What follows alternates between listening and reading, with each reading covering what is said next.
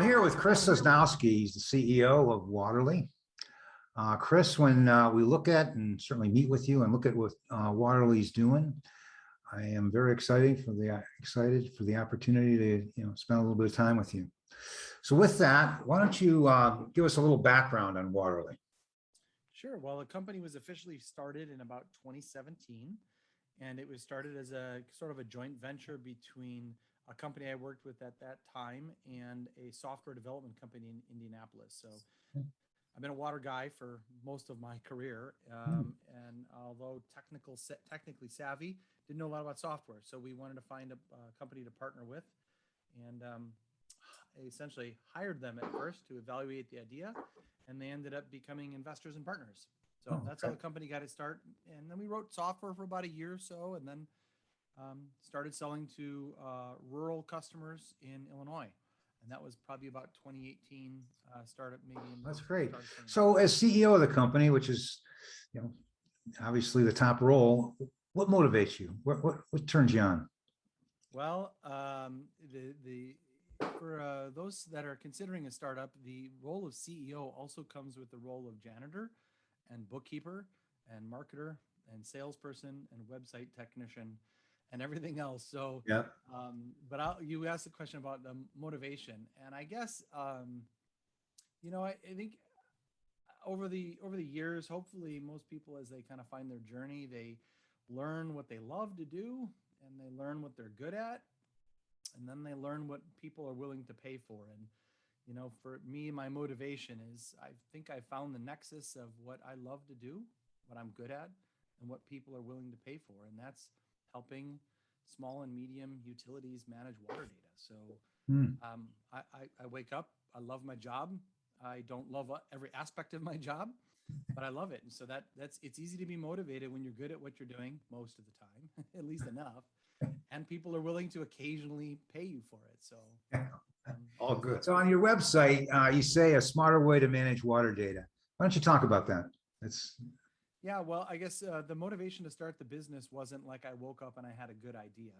I mentioned I've been in the industry for 20 plus years, and my first job in college was working at a water and wastewater utility. So as low man grunt on the totem pole, you learn what operators like to do and what they don't like to do. And I will tell you, most of the people that I like to hang out with in this industry aren't necessarily technophiles. They don't want to spend a lot of time in spreadsheets and on their computers and solving equations. They want to operate things, and they want to keep water flowing, and they want to clean wastewater. So, we're all about the smarter way to manage that data. So I guess what we've seen is people need to manage data. They don't like to manage data. So we try to find the intersection of this is what you have to do, but think about the things that you'll need to do. And we help them to collect and manage that data and keep it in one spot and, eliminate the fear of losing data or getting hacked and these sort of things, and kind of handle all the security and all that stuff so that operators can focus on being stewards of their water and wastewater systems. So in general, where does that data exist today before they get Waterly involved? Mostly on clipboards, and eventually it usually lands in a spreadsheet. But as I was helping a customer that we recently onboarded, looking through his previous 3 years of data, they had, I think it was 382 spreadsheets that they had amassed over about 3 years. And we are eliminating all but maybe one or two of those annual spreadsheets that they're still going to use. So, most people have just managed their lives in spreadsheets. Yes. And if you look on your digital footprint as a water operator, you will have produced hundreds or thousands of spreadsheets of data. And typically when these really good, smart people retire, that data stays in spreadsheets. It's not in a system. Maybe it's in a set of folders. So could you talk about maybe a couple of your customers and the kind of impact that Waterly has had on them from all different angles, not only just the work level, but also financial and so forth? Yeah, well, water in most utilities is an enterprise fund, which just means that they have to be self-funding through rate tiers. And we're typically not fans of eliminating positions. So we're not looking to eliminate positions, but we certainly look to help them make the best use of their time. So the biggest way that we help customers, and I can think of 100 examples, is usually we'll call him Bob. At the end of the day, Bob's done his rounds and he's looked at all his plants and his pumps and his chemicals and that. And he's collected all this data on typically on a clipboard, and he's got to sit down in front of his computer for an hour. And then at the end of the week, he's got to sit down for another hour. And maybe when it's time to submit the regulatory reports, he's got to sit down for a half a day. I had one of our customers tell us that he spends 2 to 3 days every year to just summarize his well pumping data. Oh. And now he spends 2 minutes, maybe 2 seconds, Hmm. and clicks a button and has all that data in one spot. So I guess our biggest impact for customers is, we save them time. I think I was just on the phone this morning with the village of West Dundee, Illinois, and they're a medium-sized suburb and a great customer of ours. And we've recently helped them to get data from a remote wastewater flume into our app so that they can see it and report on it. And they used to have to roll a truck every single day to go out and read a meter and get that. So we've got a partner that produces that data and pushes it into our app. And so, I don't know, I think we're probably saving them time every single day now without having to roll a truck out there. So we're big about stewardship of time and stewardship of data. So those are the kind of some of the big ways that we're kind of directly helping people out. Not to mention that, you get the right data in front of people at the right time, they're going to be able to make smarter decisions. Simple step. In fact, we like to say be digital by Monday. So our customers sign up, and if they're committed to it and get all the data to us quickly, we can have them using the software the next week. In your sales process with a new potential customer, what do they look for? What are they looking for them to make the jump from yellow pad and spreadsheet to Waterly? What are they looking for from you to give them confidence? Well, I think there are a lot of water technology companies out there. And I think a lot of them are solutions looking for a problem. Got it. And I think when people come to talk to us in the sales process, they're looking for a few things. They're looking for things that are simple.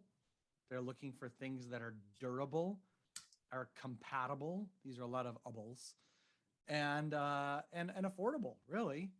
I think that in water, reliability is almost more important than anything else other than health and safety, of course. Mhm. So they're looking to see that we're a water company. In fact, we like to say we're not a software company. We're a water company that has software. Hmm. So when people call and chat with us or willing to do a demo, they're kind of probing us to see if we know the difference between chlorine gas and sodium hypochlorite. They're trying to see, do we know how to do a BOD calculation? Do we know what that means? And I think that assessing that we're a real water company is super important because that tells them that we know their lives. And because Waterly is just kind of a group project of what operators want, I think for them to hear that, they love to hear that, we're kind of just like them. We're just trying to make their jobs easier and smarter. That there's a plan for each day of my life. And sometimes I try to take a front seat in driving that. And sometimes I just have to take my hands off the wheel and let God do what he would do in my life to create whatever opportunities he does. And sometimes that means doors are closed. But I think that when there's a closed door, it's my opinion that it usually means that there's something better for me in the future. Mhm. And so some of the most pleasant surprises, I think, is that we originally thought that Waterly was going to be just for rural towns. And we were very pleasantly surprised that suburbs and larger cities have the same exact problems that rural Wow. cities do. And I guess I shouldn't be surprised. People are people. That's right. And so I guess when you have a big city of 100,000+ people say, what you've built is really neat and really cool, and I think I could use it, and I'd like to pay you for it. That's a great, pleasant surprise. And I think the other big pleasant surprise we've had is the number of partners that want to join us in the journey. So we're not making widgets and meters and sensors and all that. And all these great companies that are out there that make all this stuff, they want their data to land in a spot that's consistent for our customers. Mhm. So I think the other pleasant surprise is I get to go to conferences, and I don't have like a lot of people that are competitive with me. We all kind of want to band together to create a smarter data platform for water and wastewater utilities. So those have been some real great surprises. Oh, that's outstanding. So there's a lot of organizations out there, and you chose to have a good partnership with GlobalWaterWorks. So why GlobalWaterWorks for you? Well, I think as an entrepreneur, I think we're hungry for networking. We're hungry to get to know people. And quite simply, you guys enable that. You enable us to network, to get to know people, to pressure test ideas, to find who my new friends are. I've made friends from GlobalWaterWorks, and not just you guys, the founders and the people that run it, but other partners that are in it. And so just to collaborate with people too, and hear what other people are doing. It's a very open forum. Mhm. I think some of the smartest people in the water industry hang out in GlobalWaterWorks too. So it's not just a bunch of entrepreneurs that are hungry to network and get more business. It's kind of people that are, and I found that some great semi-retired or retired people that honestly plugged into the industry have chosen GlobalWaterWorks as their platform to hang out. And like, I am all about tapping that knowledge and that wisdom, pun intended. Mhm. Like, I just want to hear from people that have done things that I haven't done yet, and maybe things that I've tried. And so it's just a great platform to get to know people and socialize a little bit. And you guys have really made the most of the kind of the situation with the pandemic, and just trying to find ways to connect in that too. So I don't know, it's friends, it's networking, it's opportunities, it's partnerships, all those things. I could probably go on for another 5 minutes. Like, but in a nutshell, that's it. Thanks. So back to Waterly, looking out 12, 18 months, 3 years, what do you see out there for your company? Yeah, that's I love this question because I spend a lot of time with my head in the clouds. So I think what could be next is this concept I talked about the partnerships. I've learned that there's a lot of really good people that have newer companies, and as well as some older companies that have been around, that make some really great products and offer some really great services. I think there is unbelievable power when we all decide to band together to serve water. I agree. And that may sound trite, but I guess I have a specific objective in that.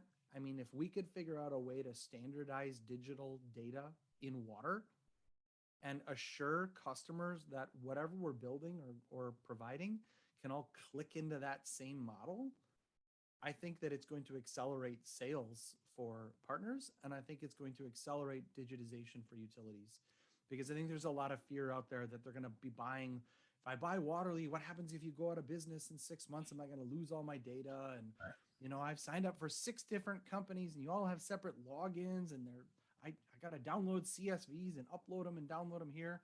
If we could all figure out how to make that work on one platform, and by the way, I think it should be an open platform that any customer can have access to and any vendor can have access to, technically. So as I look to the future of Waterly, I think it's going to be in turning what we've done into a platform for other people to play on. So I want to build the playground, and then I want to invite all the fun kids that want to play on it safely. And I think that, and getting that access to the smallest utilities in North America is another huge priority.